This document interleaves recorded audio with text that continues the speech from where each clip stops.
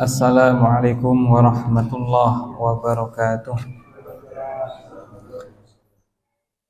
Alhamdulillahirabbil alamin. Wassalatu wassalamu ala Rasulillah wa ala alihi wa sahbihi wa man walah.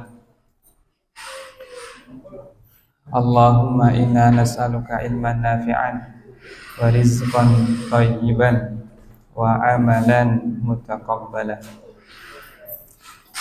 Kita memuji Allah Subhanahu wa taala yang memberikan taufik, yakni kemampuan untuk melaksanakan kebaikan, terutama kebaikan terbesar dalam sehari semalam, yaitu intidhar shalah ila shalah, menunggu waktu sholat berikutnya setelah mengerjakan sholat, yang dinilai pahala seperti mengerjakan sholat.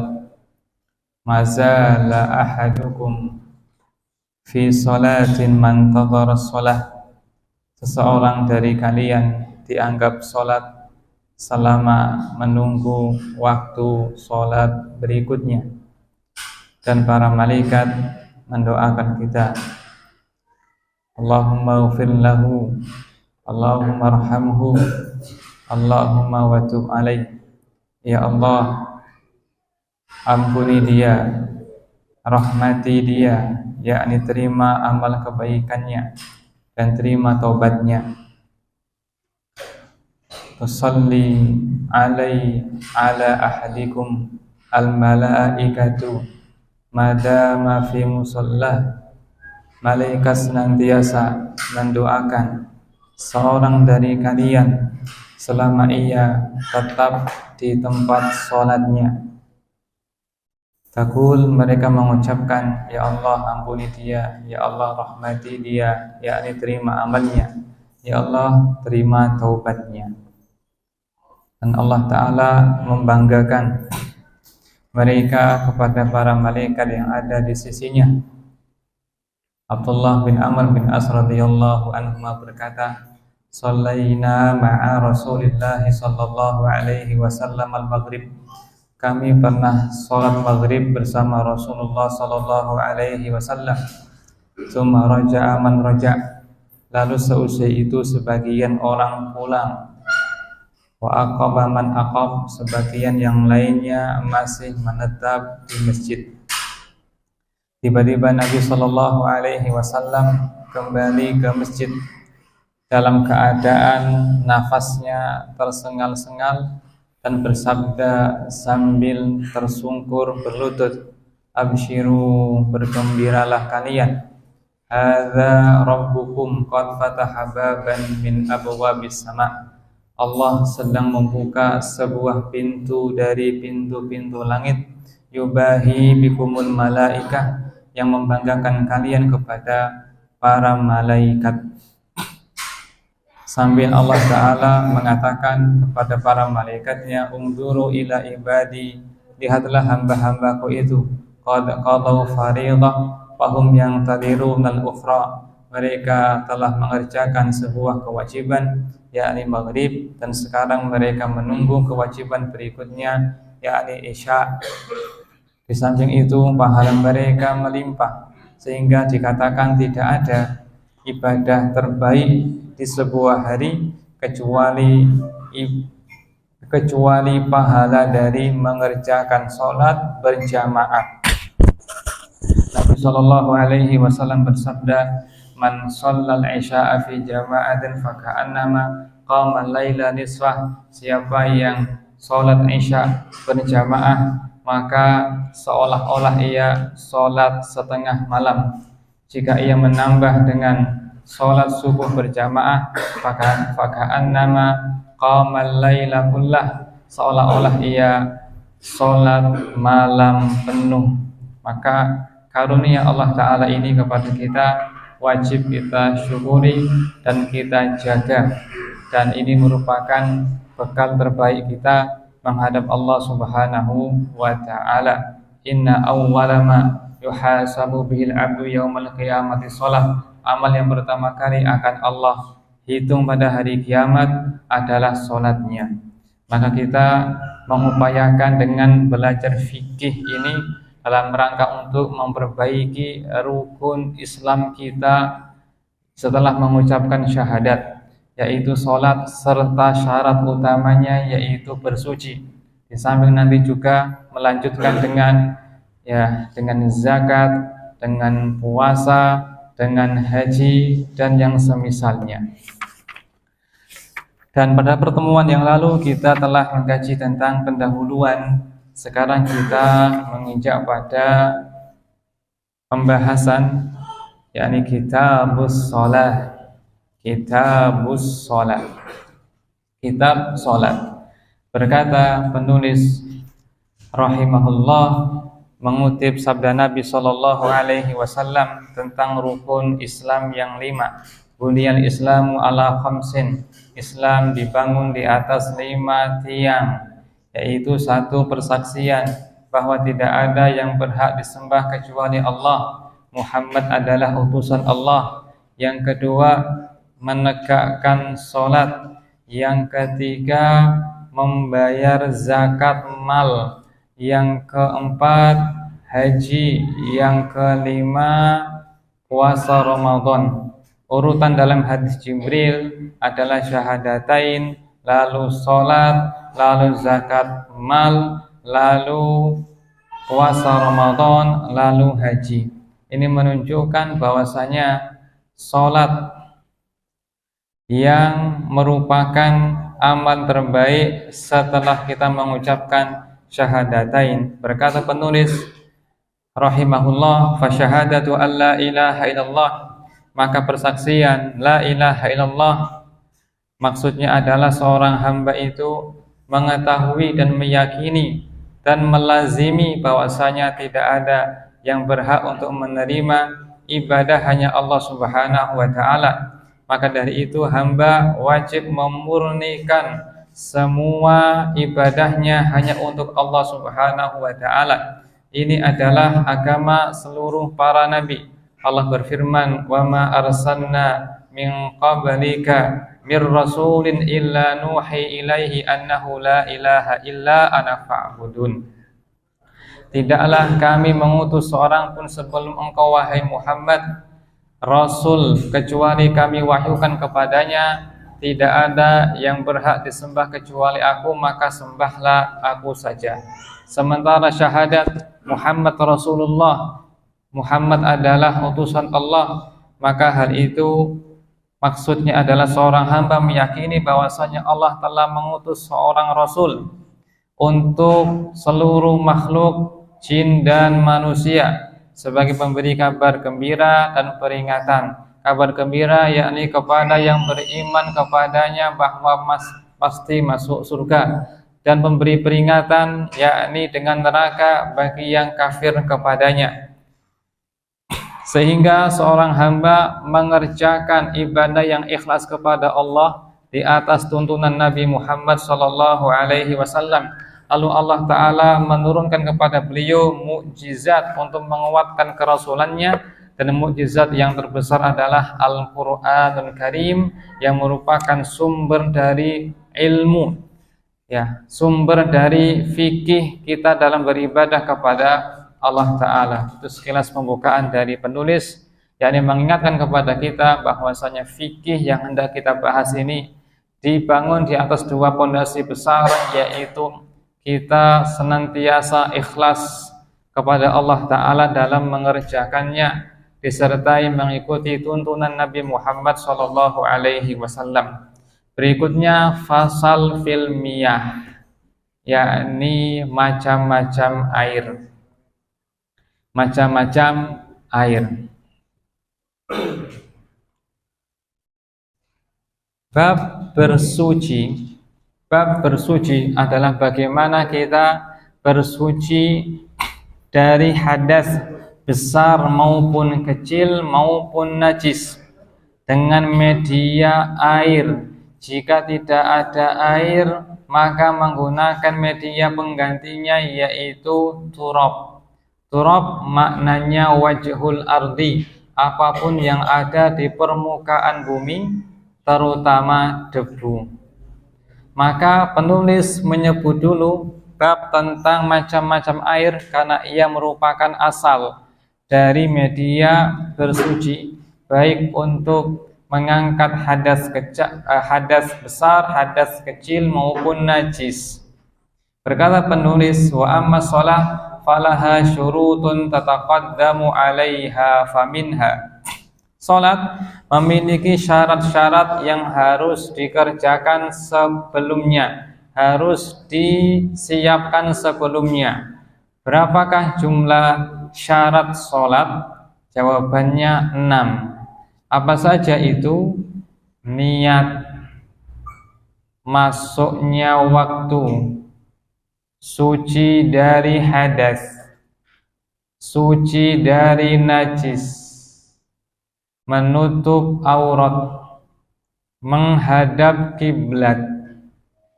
Ini 6 syarat salat. Dan kata beliau, di antara syarat salat yang besar adalah at-taharatu minal hadats wajtinabun najasah, yaitu bersuci dari hadas dan membersihkan diri dari najis. Maka membahas tentang toharoh dulu sebelum ke sholat. Allah berfirman, Nabi SAW bersabda, la yakbalullahu sholatan bi ghairi tuhur. Allah tidak menerima sholat tanpa bersuci. Allah Ta'ala tidak menerima sholat seseorang tanpa bersuci. Bersuci itu ada 2 macam. Satu, bersuci secara maknawi. Yang kedua, bersuci secara hissi indrawi. Bersuci secara maknawi yaitu membersihkan diri dari kesyirikan dan kemaksiatan. Maka orang-orang musyrik disebut sebagai orang yang najis. Innamal musyrikuna najasun fala yaqrabul masjidal harama ba'da 'amihim hadza. Orang-orang musyrik itu najis, maka tidak boleh mendekati Masjidil Haram setelah tahun ini, yakni tahun turunnya ayat tersebut dalam surah At-Taubah. Kemudian yang kedua adalah bersuci dari najis dan hadas, yaitu bersuci secara indrawi kasat mata. Ini yang dibahas dalam buku ini. Dan Allah Subhanahu wa Ta'ala tidak menerima ibadah yang tertinggi yaitu sholat, di samping ibadah yang mensyaratkan bersuci, kecuali ia dalam kondisi terbebas dari hadas besar maupun hadas kecil, serta menjauhkan dirinya dari najis. Maka definisi dari bersuci adalah irtifa'ul hadas wa zawalul khabas, yaitu menghilangkan hadas dan menghilangkan najis. Hadas adalah kondisi seseorang yang menghalanginya dari mengerjakan sholat maupun yang semisalnya, seperti tawaf, seperti menyentuh mushaf dan seterusnya. Dan hadas ada 2, hadas besar dan hadas kecil. Hadas besar, cara mensucikannya adalah dengan mandi, sementara hadas kecil cara mensucikannya dengan berwudu. Medianya menggunakan air. Jika tidak ada air, maka medianya menggunakan turab, menggunakan so'idan, yaitu wajhul ardi, permukaan bumi. Apapun yang ada di permukaan bumi, entah debu, entah di tembok, entah ada yang di pohon, di bangunan maupun semisalnya, dan diutamakan menggunakan debu jika ada. Itu sekilas tentang toharoh. Nah, apa efeknya jika seseorang tidak perhatian dengan toharoh? Bisa menyebabkan sholatnya tidak diterima, yang itu merupakan modal utamanya menghadap Allah Ta'ala. Abu Hurairah radhiyallahu anhu bercerita, ketika Nabi Shallallahu Alaihi Wasallam safar, maka beliau melihat orang-orang sedang berwudu, sementara mereka tidak membersihkan tumit mereka dengan sempurna, menyisakan sebesar koin dirham, tidak mereka usap.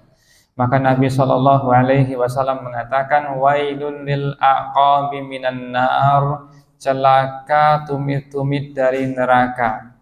Apa maknanya? Maknanya adalah karena tidak sempurnanya wudu alias batalnya wudu menyebabkan batalnya sholat. Ketika sholat itu batal, maka dia diancam dengan neraka. Wailun lil aqabi minan nar, celaka tumit-tumit dari neraka. Berkata Abu Hurairah radhiyallahu anhu, la yaqbalullahu sholata man ahdatsa hatta yatawadda. Allah tidak menerima sholatnya orang yang berhadas hingga ia berwudu. Ada sebuah cerita dari seorang syekh besar di Arab Saudi. Ia bercerita bahwa ada seseorang yang memberhentikan beliau seusai sholat. Dia mengatakan, wahai syekh, apakah orang yang seusai berhubungan badan harus mandi? Maka syekh ini terheran-heran dengan pertanyaannya. Maka berkata laki-laki itu, wahai syekh, saya selama 40 tahun tidak pernah mandi seusai hubungan. Yani orang ini tidak pernah meniatkan mandinya sebagai mandi junub karena tidak mengetahui hukumnya. Sampai sebatas itu, orang-orang awam ketika mereka tidak mengerti fikih toharoh. Barangkali karena kejahilannya Allah memaafkan. Rabbana la tu'akhidna in nasina aw akhtana. Wahai Rabb kami, janganlah Engkau menghukum kami karena kami keliru. Atau kami lupa. Allah berfirman, qad fa'altu, telah aku lakukan. Tapi kita mengkhawatirkan sholatnya sekian tahun tidak berpahala, meskipun tidak disiksa, tidak dihukum karena kejahilannya. Tentu ini kerugian besar. Sementara modal kita menghadap Allah Ta'ala adalah ibadah sholat, di samping ibadah-ibadah yang lainnya. Naam. Berkata penulis rahimahullah, faman lam yatatahhar minal hadatsil akbari wal asghari wan najasati fala sholatalah. Siapa yang tidak bersuci dari hadas besar, hadas kecil dan najis, maka tidak sah sholatnya. Sekarang berikutnya, bersuci ada dua. Satu, at-thaharatu bil ma' wahyal asal. Bersuci dengan air, ini adalah asalnya. Yang kedua, bersuci dengan debu, ini nanti penggantinya jika tidak ada air. Sekarang yang pertama, bersuci dengan air. Air apakah yang boleh digunakan untuk bersuci? Air itu pembagian para ulama macam-macam. Ada yang membaginya 2, ada yang membaginya 3, ada yang membaginya 4. Tapi pada umumnya merujuk kepada makna yang sama. Penulis buku ini mengikuti pembagian Ibnu Taimiyah rahimahullah. Air hanya ada 2, yaitu air mutlak untuk bersuci, yang kedua air najis yang tidak boleh bersuci. Mutlak, air mutlak itu air yang seperti apa? Al-baqi ala khilqati, yaitu air yang tetap pada asalnya. Apa kategorinya? Yaitu setiap air yang turun dari langit atau air yang bersumber dari tanah. maka mencakup air hujan, air laut, air sungai, air danau, air sumur, air embun, air salju, dan lain-lain. Allah Ta'ala berfirman, wa yunazzilu minas samaa'i ma'an liyutahhirakum bih. Allah menurunkan air dari sama, dari langit untuk mensucikan kalian. Menunjukkan air hujan itu tahur, yakni suci dan mensucikan. Suci sehingga boleh diminum, mensucikan sehingga boleh untuk berwudu dan mandi besar. Allah Ta'ala berfirman dalam surah Al-Furqan, wa anzalna minas samaa'i ma'an, dan kami menurunkan air dari langit yang penuh berkah, atau dalam surat Qaf. Air yang penuh berkah maknanya air ini suci dan mensucikan. Abu Hurairah radhiyallahu anhu berkata, Nabi Shallallahu Alaihi Wasallam di antara doa iftitahnya adalah Allahumma ghsil khotoyaya bil ma'i wassalji wal barad. Ya Allah, bersihkanlah dosa-dosaku dengan air dan salju dan embun, yakni lelehan air salju maupun kumpulan dari air embun, menunjukkan air itu mensucikan, yakni air mutlak. Contohnya adalah air embun maupun air salju. Abu Hurairah radhiyallahu anhu bercerita tentang air laut. Beberapa orang mendatangi Nabi Shallallahu Alaihi Wasallam. Mereka berkata, ya Rasulullah, inna narkabul bahra wa inna ma'ana al-qalila minal ma'. Wahai Rasulullah, kami menaiki perahu di lautan dan kami membawa sedikit air, yakni air mutlak. Fa'in tawadda'na bihi atashna, jika kami gunakan untuk berwudu maka kami kehausan. Afana tawadda'u bima'il bahar, apakah kami boleh berwudu dengan air laut? Maka Nabi Shallallahu Alaihi Wasallam memberikan kaidah, wat tahur ma'uhu al-hillu maitatuh, airnya suci bahkan bangkainya halal, boleh dimakan. Ini beberapa contoh dari Nabi Shallallahu Alaihi Wasallam yang kesimpulannya air itu air mutlak, suci mensucikan. Setiap air yang turun dari langit maupun bersumber dari tanah maupun bumi, seperti air hujan, air laut, air sungai, air danau, air sumur, air embun, air salju, dan seterusnya. Air PDAM termasuk dia air mutlak yang suci dan mensucikan. Sekarang ada kasus air ini jika kemasukan. Ada kasus jika air ini kemasukan bekasnya bersuci, atau kita ungkapkan dengan air musta'mal, air bekas dari kita wudu atau kita mandi.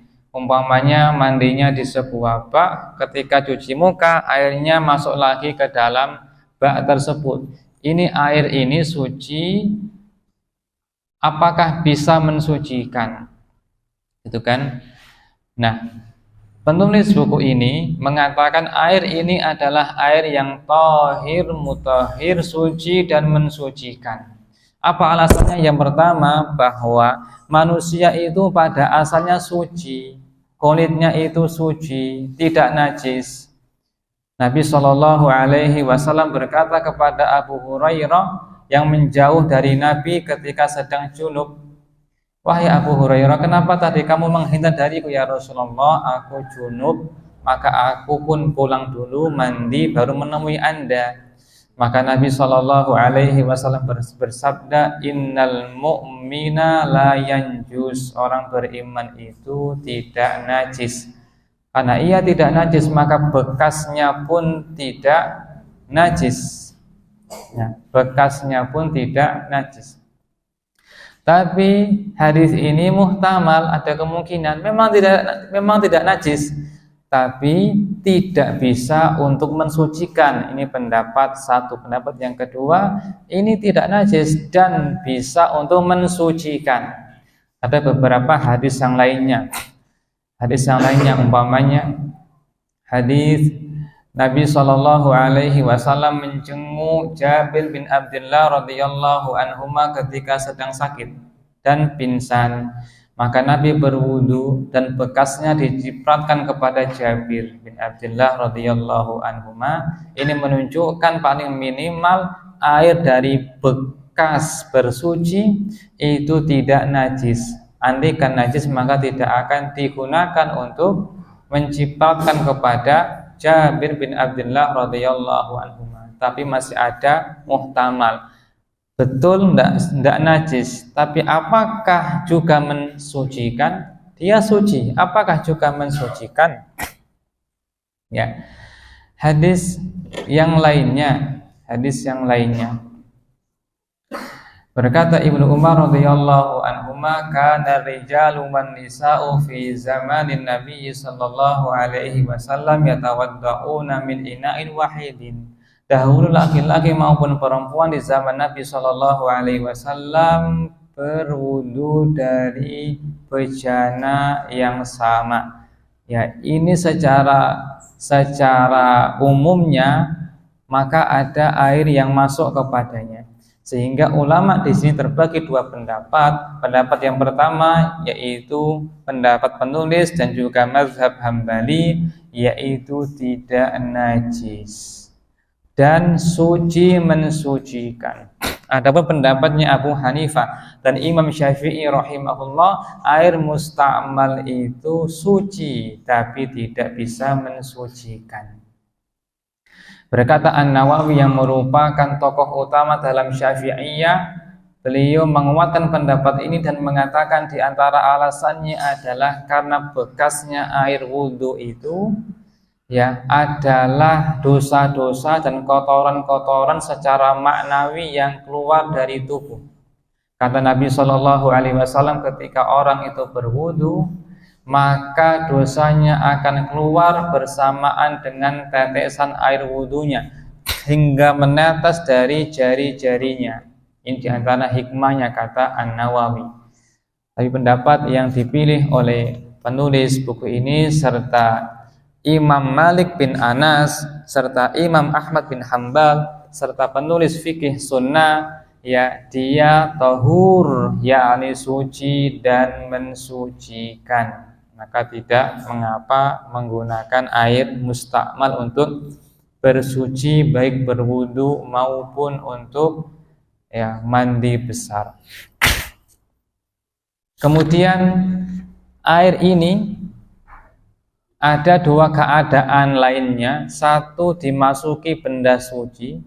Yang kedua, dimasuki najis. Satu, jika ia dimasuki benda suci, apakah dia masih mensucikan? Pada asalnya air yang dicampur dengan benda suci, ia tetap dalam kondisi mutlak, kemutlakannya, yakni suci dan mensucikan. Umpamanya apa? Umpamanya air yang kemasukan gula sedikit, kemasukan kopi sedikit, ya umpamanya airnya itu banyak sehingga dan tidak merubah satu dari tiga sifatnya. Tiga sifat air adalah warnanya launuhu, aromanya rihuhu, rasanya ta'muhu. Ya, ingat tiga ini, cara menghafalnya mata, hidung, mulut. Mata, hidung, mulut. Warnanya, aromanya, ya, rasanya. Selama tiga ini tidak berubah, maka ia tetap dalam kemutlakannya dan menjadi air suci dan mensucikan. Berkata Ummu Atiyah radhiyallahu anha, pasca wafatnya putri Nabi sallallahu alaihi wasallam, maka kami memandikan jenazahnya dan Nabi berpesan, igsilnaha salasan au khamsan au aktsara min dzalik in ra'aitunna bima'in wasidr. Mandikan dia sebanyak 3 kali atau 5 kali atau lebih dari itu jika kalian menganggap dibutuhkan, dan dicampur dengan air dan sidr, yakni bahannya untuk memandikan air dicampur dengan sidr. Sidr adalah daun bidara yang ditumbuk sehingga bercampur dengan air. Waj'al al-akhirata kafuran aw syai'an min kafur, dan campurkanlah nanti di akhir memandikan dengan kafur atau sedikit dari kafur. Ini menunjukkan airnya dicampur. Seandainya tidak mensucikan, maka tidak akan boleh digunakan untuk memandikan jenazah. Menunjukkan air mutlak yang kemasukan benda yang suci, maka dia suci dan mensucikan. Baik. Pendapat yang lainnya suci tapi tidak mensucikan, tapi pendapat ini lemah. Kemudian tambahan, jika campuran ini menjadikan namanya tidak lagi air tapi berubah, maka suci tidak mensucikan. Apa contohnya?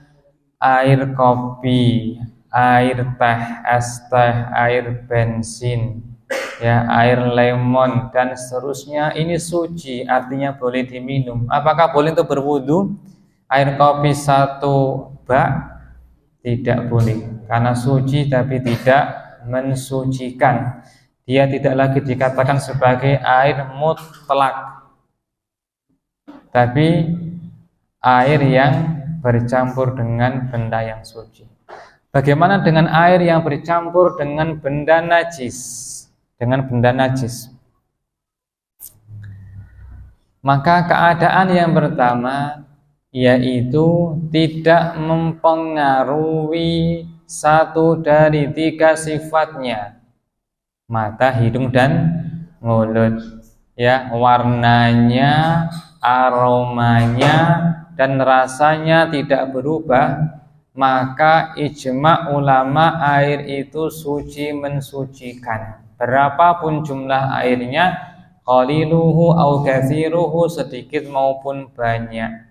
Perumpamaannya adalah air di bak mandi kemasukan kotorannya cicak, ya, tapi tidak merubah warnanya, aromanya, maka dalam hal ini air tersebut masih dikatakan sebagai air yang suci dan mensucikan.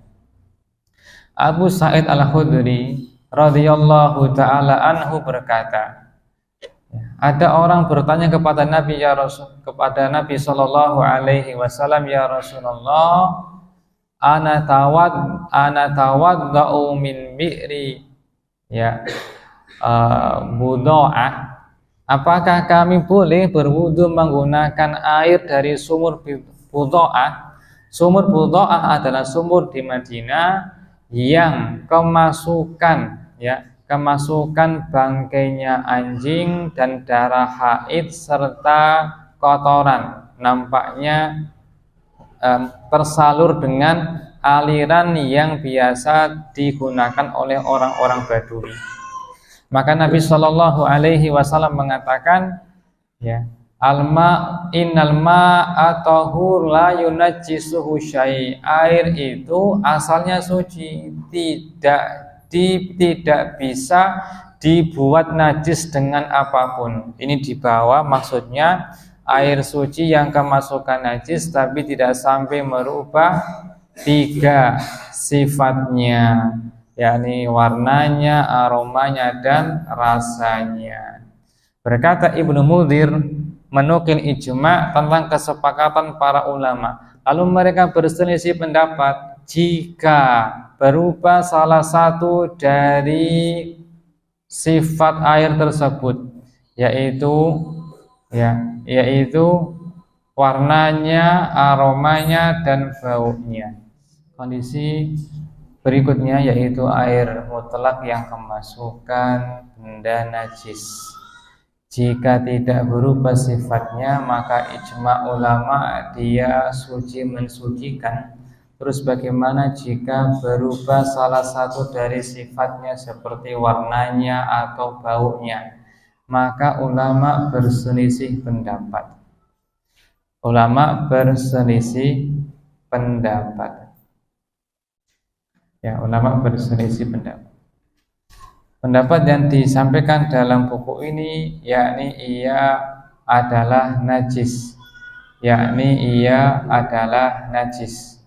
Tidak bisa digunakan untuk suci dan mensucikan meskipun airnya itu banyak.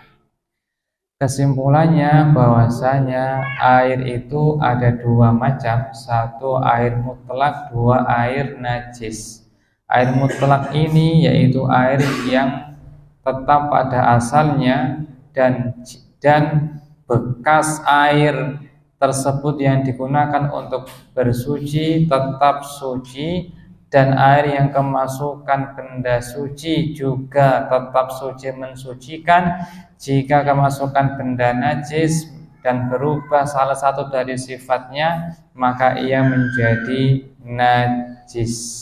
Maka dikatakan air hanya ada dua, air mutlak untuk bersuci dan air najis yang tidak boleh untuk bersuci.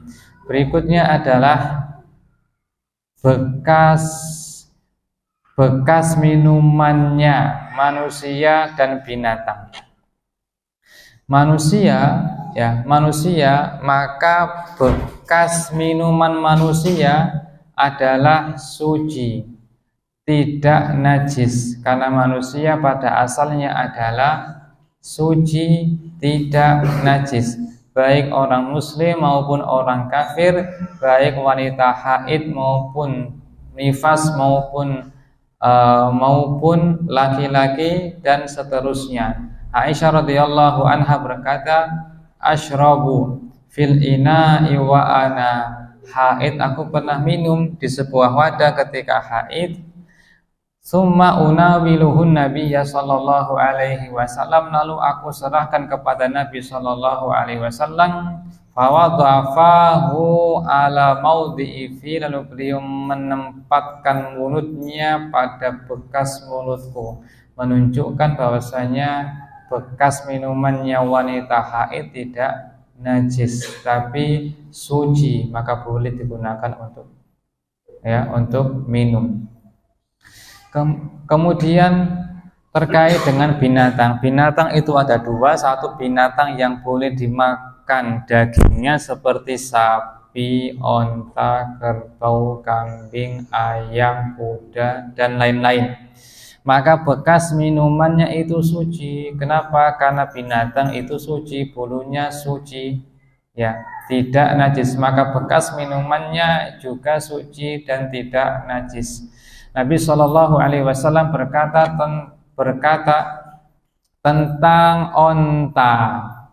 Ketika datang beberapa orang ke Madinah hingga sakit karena cuaca Madinah, maka Nabi menganjurkannya untuk minum air seninya onta. Jika air seninya onta saja dianggap suci, tidak najis, dengan bukti apa? Nabi membolehkan mereka untuk meminumnya, menunjukkan bekas minumannya onta juga suci. Ini juga menunjukkan bahwasanya kotoran binatang yang boleh dimakan itu suci, tidak najis. Kotorannya ayam, onta, kambing, sapi, dan seterusnya itu tidak najis. Kemudian berikutnya binatang la yukalu lahmuhu, yang tidak boleh dimakan seperti harimau, singa, dan seterusnya. Bagaimana bekasnya? Bekas air minumannya, jawabannya adalah penulis mengatakan bahwa penulis ini ya, atau di buku ini, buku Fiqh Sunnah atau Fiqh Muyasar, bahwa tidak najis, bekasnya tidak najis dan boleh diminum. Apa dalilnya? Dalilnya adalah kucing. Kucing adalah binatang yang tidak boleh dimakan. Kenapa? Karena bertaring. Nabi SAW berkata tentang kucing, laisat binajis, dia tidak najis. Innama hiya minat tawafina alaikum wat tawafat, dia adalah binatang yang sering memasuki kalian dan berinteraksi dengan kalian. Nampaknya ini keringanan dari syariat, bahwasanya binatang-binatang demikian itu tidak najis dan bekasnya pun juga tidak najis, maka boleh menggunakan sisa dari apa yang diminum olehnya. Ini pernah dilakukan oleh Abu Qatadah radhiyallahu anhu. Ia sengaja memberikan airnya kepada kucing lalu ia meminum bekasnya. Kemudian berikutnya yang terakhir yaitu anjing dan babi. Anjing dan babi, maka bekasnya adalah najis karena keduanya itu binatang yang dikecualikan syariat sebagai binatang yang najis, ya. Illa maitatan aw daman masfuhan aw lahma khinzirin fa innahu rijs. Kata Allah Ta'ala, kecuali bangkai, darah yang mengalir dan babi karena ia kotor atau najis. Nabi SAW juga bersabda, idza walaghal kalbu fi ina'i ahadikum falyaghsilhu sab'a. Jika ada seekor anjing yang menjilat di wadah minuman kalian, maka bersihkanlah dengan 7 basuhan, menunjukkan keduanya najis. Allahu a'lam bishawab. Nah, jika ada pertanyaan persilahkan.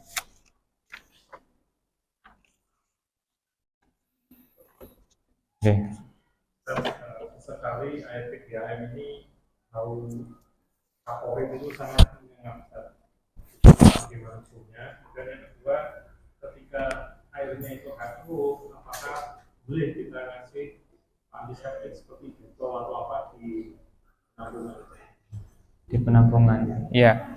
Baik, kata kuncinya adalah air yang bercampur dengan benda suci masih dianggap suci, mensucikan atau air tahur jika masih dianggap sebagai air. Maka ini pakai apa? Kembali kepada perasaan masing-masing. Nggak ada kesamaan dari beberapa orang. Kalau itu masih dianggap sebagai air, ya air mutlak, maka dia suci. Tapi jika menganggap sudah bukan lagi air PDAM yang normal, maka tentu tidak mensucikan, tapi dia suci, ya.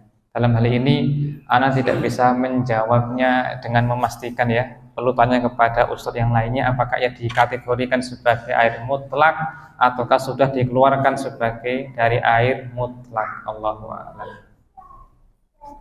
Nah.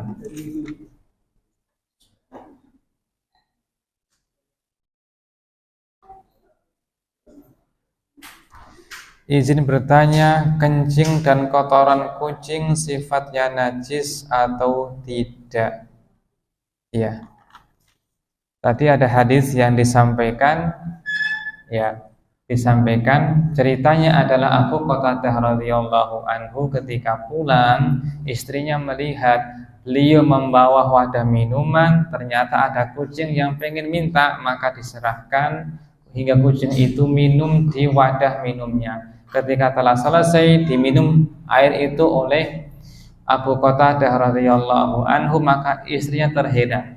Maka dia berkata, aku mendengar Nabi SAW bersabda, innaha laysat binajas, kucing itu tidak najis. Innama hiya tawafuna alaikum wat tawafat. Dia adalah binatang yang sering berkeliling kepada kalian, berinteraksi dengan kali. Nah, ungkapan Nabi tadi, laisat binajas, dia tidak najis. Apanya? Enggak najis. Apakah air liurnya, ataukah bulunya, ataukah kencingnya, ataukah kotorannya? Kalau maksudnya adalah bekas minumannya, maka ini yang difahami oleh Abu Qatadah.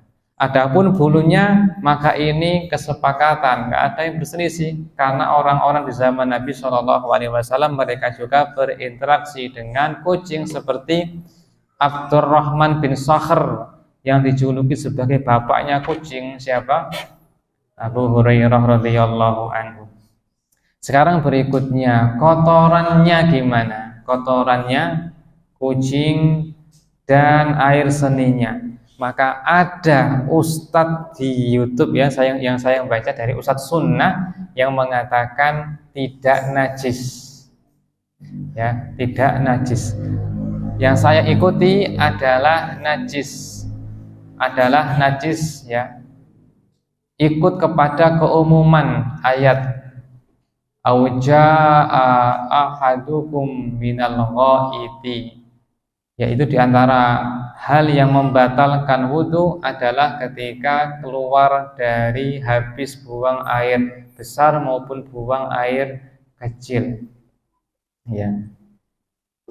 Kesimpulannya adalah, ya, yang saya ketahui, saya condong kepada ini najis, tapi ada ustadz yang berpandangan dia tidak najis, artinya ana tidak mengingkari.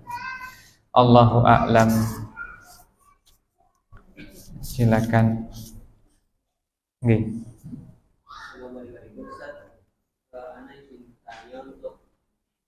Untuk air seni unta itu apakah mensucikan? Terus yang kedua itu dari rasa itu, apabila kita itu dalam keadaan dingin, suasana dingin, apakah kita itu bisa berwudu dengan air hangat? Nah, jamin barakallahu fikum. Yang pertama, air kencingnya onta dan binatang yang boleh dimakan, yang boleh disembelih adalah suci tapi tidak mensucikan. Disuci itu bahasanya tohir, kalau mensucikan bahasanya mutahhir. Dan air tersebut adalah tohir, suci, tapi tidak bisa mensucikan, sebagaimana air bensin, ya kan, es kopi, es teh, dan seterusnya. Bolehkah menggunakan air hangat untuk bersuci? Jawabannya boleh. Jawabannya boleh. Dari sinilah kenapa ada pendapat air itu ada 4. Ini versinya Imam Syafi'i rahimahullah. Air itu ada 4. 1, air mutlak yang suci mensucikan. 2, air mutlak tapi makruh, yaitu air musyammas, air yang terkena terik matahari. Ya, air hangat itu sangat panas ya, kena teriknya matahari, seperti air yang berada di bak yang terbuat dari besi lalu kena sinar matahari, maka versinya Syafi'i adalah makruh. Tapi An-Nawawi tidak setuju. Ini airnya masuk kategori air yang mubah-mubah saja, terutama di tempat yang membutuhkan, umpamanya di tempat yang cuacanya dingin dan seterusnya. Yang ketiga, air yang suci tidak mensucikan, yaitu mustamal. Yang keempat, air najis. Ini pembagian dalam mazhab Syafi'i, ya. 4 dalam fikih Abu Syuja, mutlak, ya, tohir mutahhir. 2, tohir mutahhir makruh. Yang ketiga, ya, mustamal. Yang keempat adalah najis. Kesimpulannya bahwa air musyammas atau yang semisalnya, air yang panas sekali, boleh digunakan untuk berwudu maupun mandi maupun bersuci jika ia membutuhkannya. Menurut versi Syafi'iyah, sebagian Syafi'iyah itu makruh, versi yang lainnya itu mubah, sah-sah saja. Allahu a'lam. Nah, gimana? Okay.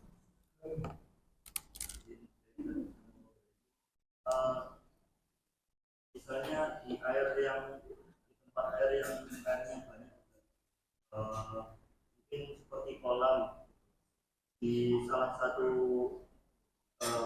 di salah satu sisinya mungkin ada misalnya ada bangkai tikus yang mengubah warna dan bau dari bagian dari air kolam tersebut. Statusnya air kolam tersebut apakah tetap suci? Nah, air suci dan mensucikan mutlak jika kemasukan benda najis dan berubah taghayyara ahadu ausafihi, berubah salah satu dari sifat yang tiga, mata, hidung dan mulut, warna, aroma dan rasa, maka dia najis. Maka dia najis. Jika tidak berubah, maka enggak najis. Umpamanya airnya itu kolam renang, ya. Kalau kemasukan tikus nampaknya enggak sampai berubah, maka bisa digunakan untuk bersuci. Tapi kalau airnya itu mungkin cuma satu kulah, ya, satu kulah, itu nampaknya sudah berubah, maka tidak digunakan untuk bersuci. Allahu a'lam. Yang sering itu kayak tetesan sabun. Tetesan masuk kemana? Ke penampungan, ya. Ya, itu namanya air mustakmal. Air mustakmal tadi disebutkan dia tetap suci mensucikan kecuali jika keluar dari sifatnya. Umpamanya gini, umpamanya air yang tersisa itu sedikit, lalu ketika kita mengguyur badan atau bersuci, yang masuk lebih banyak daripada yang sedikit tadi hingga dia merubahnya, sehingga dia menjadi enggak lagi air yang mutlak, tentu dia tidak lagi mensucikan. Tapi selama banyak airnya dan cipratannya itu sedikit, tidak mendominasi, maka ia tetap menjadi air yang tahur, suci dan mensucikan. Allahu ta'ala a'lam bishawab. Kita akhiri sampai di sini, semoga bermanfaat. Jika ada yang benar silakan diambil, jika ada yang meragukan silakan dikonsultasikan ke Ustadzuna Muhammad Nur Yasin. Kita akhiri, subhanakallahumma wa bihamdika asyhadu an la ilaha illa anta astaghfiruka wa atubu ilaik. Wassalamualaikum warahmatullahi wabarakatuh.